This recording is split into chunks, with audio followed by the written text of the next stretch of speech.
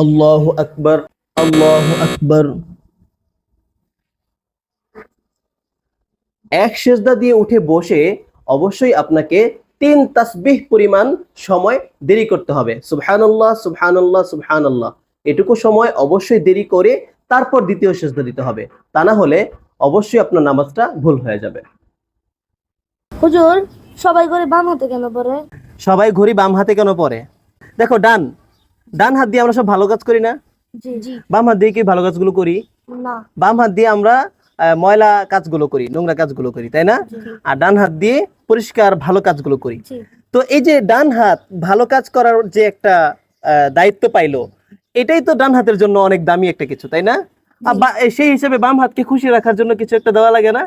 এই জন্য বাম হাতকে খুশি রাখার জন্য বাম হাতে আংটি, বাম হাতে ঘড়ি পরা হয়। আর ডান হাত এমনি দামি, অনেক অনেক সুন্দর। আচ্ছা, আজকে আলোচনা এই পর্যন্তই। হ্যাঁ, সুবহানাকাল্লাহুম্মা বিহামদিকা আশহাদু আল্লা ইলাহা ইল্লা আনতা আস্তাগফিরুকা ওয়া আতুবু ইলাইক। এটা কি দোয়া পড়লাম? এটা হচ্ছে যে কোনো বৈঠক শেষের দোয়া, বুঝছো? এই দোয়াটা পড়লে বৈঠকের মধ্যে যদি কোনো ভুল বা গুনাহ হয়ে থাকে আল্লাহ তাআলা সেগুলো মাফ করে দেন।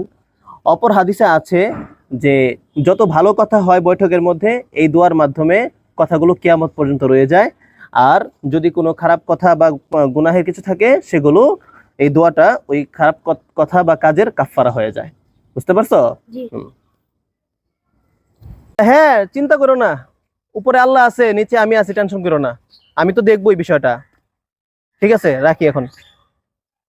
হুজুর, আপনি না বলছিলেন যে উপরে আল্লাহ এবং নিচে আপনি, এটা বলা ভালো না?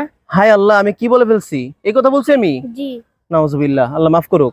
উপরে আল্লাহ, নিচে আমি আছি, বা উপরে আল্লাহ আছে নিচে ইল্লাহ আছে, এই ধরনের কোনো কথা মুসলমানের মুখ দিয়ে আসতেই পারে না। আল্লাহ আমাকে মাফ করুক। আল্লাহ তাআলা তো সর্বত্র বিরাজমান, আর সবকিছু একমাত্র আল্লাহ তাআলার হুকুমই হয়। সুতরাং উপরে আল্লাহ, নিচে আমি, এই কথা বলা যায় না। উপরেও আল্লাহর হুকুমই সবকিছু হয় এবং নিচেও আল্লাহর হুকুমই সবকিছু হয়। পুরুষের মাহরাম হচ্ছে 14 জন, যাদের সাথে দেখা করা জায়েজ আছে। পুরুষ 14 জনের সাথে দেখা করতে পারবে।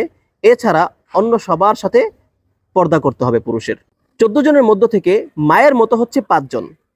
নিজের মা, দুধ মা, খালা, ফুফু, শাশুড়ি, এই 5 জন মায়ের মতো। মেয়ের মতো 4 জন।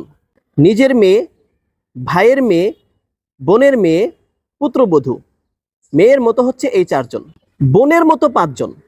নিজের বোন, দুধ বোন, দাদি, নানি, নাতনি, এই হচ্ছে 5 জন। তো টোটাল 14 জন। এই 14 জনের সাথে পুরুষ দেখা সাক্ষাৎ করতে পারবে। এছাড়া অন্যদের সাথে পুরুষের দৃষ্টির হেফাজত করতে হবে এবং পর্দা মেনে চলতে হবে। এবার চলুন, মহিলারা কাদের সাথে দেখা সাক্ষাৎ করতে পারবে।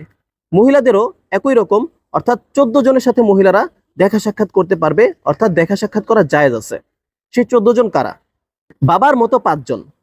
নিজের বাবা, দুধ বাবা, চাচা, মামা, শ্বশুর, এই হচ্ছে 5 জন বাবার মতো। ছেলের মতো 4 জন। নিজের ছেলে, ভাইয়ের ছেলে, বোনের ছেলে, মেয়ের জামাতা, এই 4 জন। ভাইয়ের মতো হচ্ছে 5 জন। নিজের ভাই, দুধ ভাই, দাদা, নানা, নাতি, এই 5 জন হচ্ছে ভাইয়ের মতো। টোটাল 14 জনের সাথে নারী দেখা সাক্ষাৎ করতে পারবে। এছাড়া অন্য কোনো পরপুরুষের সাথে নারী দেখা সাক্ষাৎ করতে পারবে না। পর্দা মেনে চলতে হবে। আল্লাহ তাআলা আমাদেরকে শরীয়ত বুঝে তারপর আমল করার তৌফিক দান করুন। পর্দাকে ভালোভাবে মেনটেন করার তৌফিক দান করুন। আরও একটি গুরুত্বপূর্ণ বিষয় আমরা বলে থাকি, সেটা হচ্ছে সমাজের মধ্যে একজন নারী সবার সাথে পর্দা করলেও ঘরের মধ্যে এরকম কিছু পুরুষ থাকে যাদের সাথে দেখা সাক্ষাৎ করা চূড়ান্ত পর্যায়ের হারাম, কিন্তু তাদের সাথে অবলীলা দেখা সাক্ষাৎ করে যায়। সেটা হচ্ছে দেবর। নারী দেবরের সাথে দেখা সাক্ষাৎ করে, দুষ্টুমি করে, ফাজলামি করে, আর সেও ভাবি মনে করে তার সাথে দুষ্টুমি ফাজলামি কথাবার্তা বলে থাকে। অথচ অন্যান্য পর পুরুষের চাইতে আল্লাহ রাসূল দেবরের ব্যাপারে ভয়ঙ্কর হুঁশিয়ারি দিয়েছেন। তো আল্লাহ তাআলা আমাদেরকে এই বিষয়গুলো বুঝে আমল করার তৌফিক দান করুন। আসসালামু আলাইকুম ওয়া রাহমাতুল্লাহি ওয়া বারাকাতুহু।